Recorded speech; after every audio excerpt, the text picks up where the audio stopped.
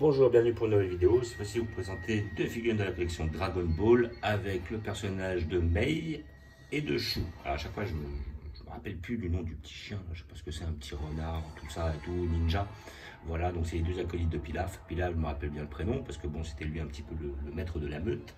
Et après, à côté de ça, ces deux personnages avaient des rôles quand même assez bénins. Voilà, donc figurine de la collection Ichiban Sho, Dragon Ball, voilà, donc j'ai réussi, enfin c'est le prix standard, hein, soit 60 € les deux, 59,95 €.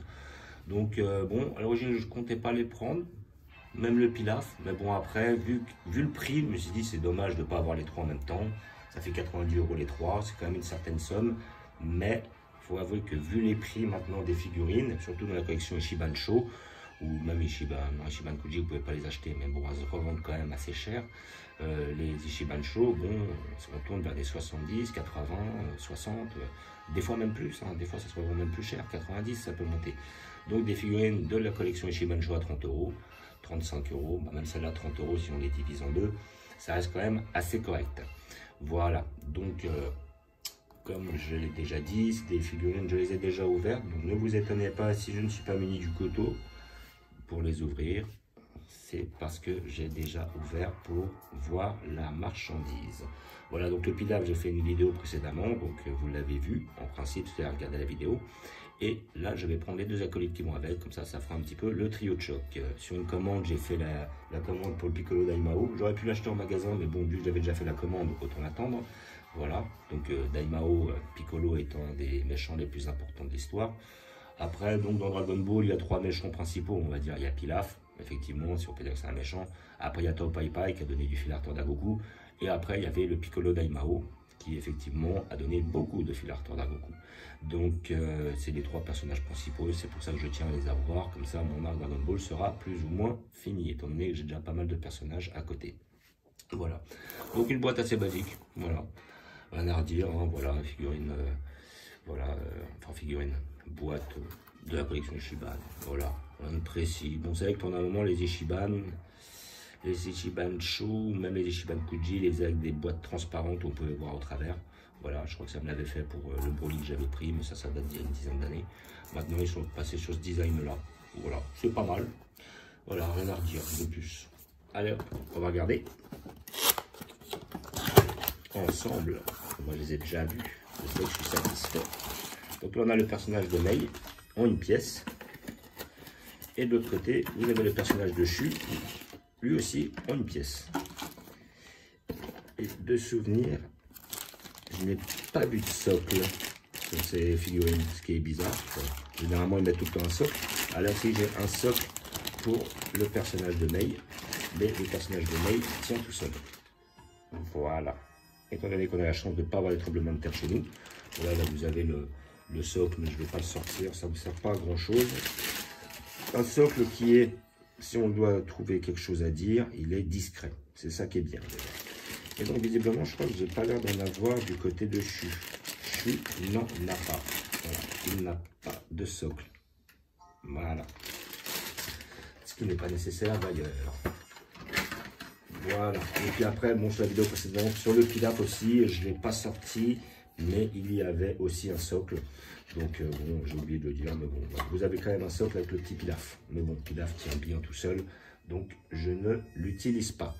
Voilà, donc nous allons regarder nos persos qui, franchement, sont très bien réalisés. Alors, moi, je crois que le petit coup de cœur, il va sur Mei. Mei qui est très bien fait, donc personnage plus grand déjà, personnage mieux fait, je trouve, plus détaillé.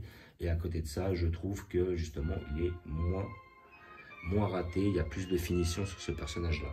Donc, comme vous pouvez voir, le petit manteau, voilà, on n'a pas trop d'effets de contraste. Mais bon, le personnage reste quand même très bien fait. Les mains sont bien faites. J'avais eu une petite déception sur le sel par rapport aux mains, quand il avait les bras croisés. Mais là, franchement, ça reste quand même mieux fait. Voilà, la tête est bien faite. La peinture est bien faite, les cheveux, hop, dans le vent, petite forme de dynamisme avec la cape là qui vole un peu. Voilà, son petit pistolet, son petit insigne. Voilà. Bon, après, oui, effectivement, niveau couleur, bon, il y avait quand même moins de travail sur ce personnage-là que sur celui de Pilaf. Mais en tout cas, elle est quand même bien réalisée, même si elle n'est pas extrêmement détaillée. Les petites bottes sont bien faites. Un petit côté brillant, mais bon, comment dire, on a plus un côté mat déjà sur la cape. Il y a plus un côté brillant sur les bottes, ce qui n'est pas dérangeant, hein. On dira qu'elle les a cirées. Voilà, puis la petite ceinture, tout ça avec le petit pistolet, franchement, bien fait. Donc après, oui, après réflexion, effectivement, il n'y a pas énormément de détails, mais la figurine n'est pas ratée en elle-même. Elle est quand même très bien réalisée. Et des personnages de Mei, on n'en a pas des masses. Sincèrement, je crois même pas qu'on en ait un seul. Voilà. Et maintenant, le personnage de Shu, voilà, qui est quand même assez marrant. Il est mignon, voilà. Hop, on le voit en train de chercher à dégainer son épée. Donc on voit une forme de dynamisme aussi, c'est ça qui est intéressant. Voilà. Après, avec ses deux petites oreilles, là, on a un petit effet d'ombrage au niveau des oreilles. Voilà. Après, à côté de ça, le personnage, on a les deux petits nœuds papillons et tout. Il n'est pas grand, ça c'est vrai. Mais par contre, il est quand même bien fait. Il y a moins de défauts de peinture, parce qu'il y a moins aussi de peintures différentes. Voilà. Hop, les bras sont bien faits. L'épée est bien faite. Sa petite queue, donc ça peut être un renard. Hein, voilà. Je me demandais si c'était un chien, mais en fait c'est un renard. Et après, à côté de ça, on a la queue qui est bien faite. Voilà. Les petites soquettes, bien réalisées et tout. Un beau petit modèle, bien fidèle au manga. Voilà, peut-être une petite ligne au niveau justement de l'arrière de la tête, mais bon, c'est pas trop dérangeant en soi. Voilà, les poings sont bien faits, la tunique est bien faite. Il n'y a pas énormément de travail à réaliser, mais le peu qu'il y a, c'est bien fait, le visage est bien fait. Voilà, on a sa petite expression, il est agressif, il est énervé, il est prêt à en découdre. Voilà, mais qu'il ne s'inquiète pas, il est avec ses deux acolytes. Voilà, donc quand même assez comment dire, satisfait par ces deux achats. Voilà, très belle pièce, bien réalisée, pas une foule de détails, mais en tout cas c'est bien réalisé. Il n'y a pas de débordement de peinture, contrairement au pilaf. On sent qu'il y a plus de finition. Il y avait plus de travail sur le pilaf, effectivement, mais celles-là sont quand même plus finies. Peut-être celles-là sont moins chères. Voilà, si vous divisez en deux les 60 €, vous la touchez à 30 €, alors que le pilaf est à 35. Mais bon, pilaf c'est le boss, donc c'est un peu normal qu'il soit peut-être un peu plus cher. Et il y avait un peu plus de taf. Voilà. Donc après, vous pouvez peut-être les toucher à moins cher. Hein. Moi, je pense que si vous allez sur des sites spécialisés, peut-être que les deux, vous pouvez la toucher sur une quarantaine, une cinquantaine d'euros. Là, ça peut être intéressant aussi, vu les persos. Si maintenant, vous étiez vraiment fan de Dragon Ball, n'hésitez pas à les prendre, parce que franchement, elles valent le coup. Voilà, c'est des personnages qu'on ne reverra pas avant un petit temps. Surtout que maintenant, là, je pense que visiblement, depuis que BWFC ne se met plus trop sur les collections Dragon Ball, les collections Ichiban nous sortent pas mal de personnages qu'on n'avait jamais eu avant, quoi, et qui justement sont plus anciens, donc plus à même de toucher un public justement plus âgé. Voilà. C'est vrai que sur des Dragon Ball Super, ils vont toucher plutôt les jeunes, mais sur les Dragon Ball ou les premiers Dragon Ball Z, ils vont surtout toucher une clientèle, on va dire entre 35 et 50 ans, quoi. Oh, pardon. Voilà, entre 35 et 50 ans. C'est effectivement les gens qui ont aussi un plus gros pouvoir d'achat, donc c'est pas bête. Et voilà, donc c'est très intéressant de retrouver des figurines comme ça. Avant aussi, ça fait bien longtemps qu'on attendait un Super Trunk. Là, je sais qu'ils ont sorti des figurines issues des films, donc c'est depuis longtemps qu'on attend un Thales, un Couleur, un Janemba, un Bobirus. Voilà, là ils vont sortir un Cell première forme, et j'ai vu qu'ils vont sortir très prochainement aussi, enfin très prochainement plutôt dans 6 mois, mais un Mecha Freezer avec un Général Zorg. Ouais, franchement, comment dire, là ils commencent vraiment à faire de la qualité et faire des personnages qui nous intéressent réellement. Parce qu'on a bouffé du Goku, du Vegeta à toutes les sauces, dans toutes les positions, et au bout d'un moment, c'est bien de passer à autre chose. Et là, franchement, on dirait qu'ils ont compris le message. Voilà, donc figurine 60 €, si vous voulez toucher moins cher, hein, voilà. Je vais vous montrer comme d'habitude où je vais les placer, car j'ai prévu une place pour eux dans mon arc Dragon Ball.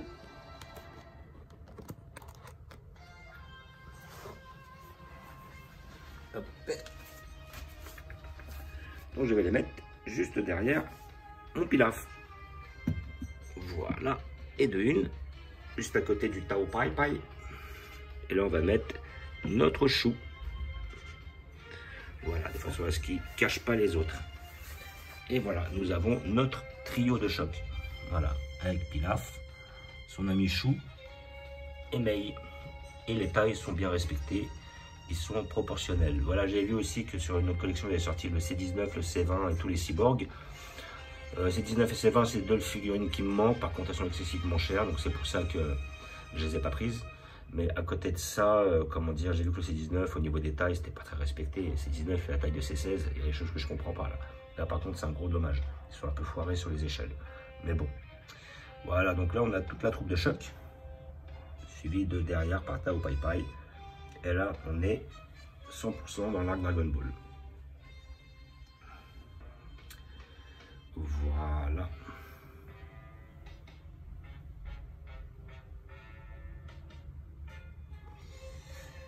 Donc, comme d'habitude, je vous remercie d'avoir regardé. Je vous dis à bientôt.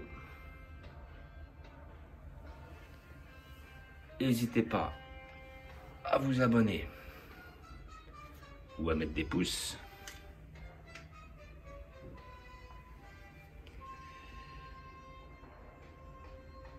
Et je vous dis ciao.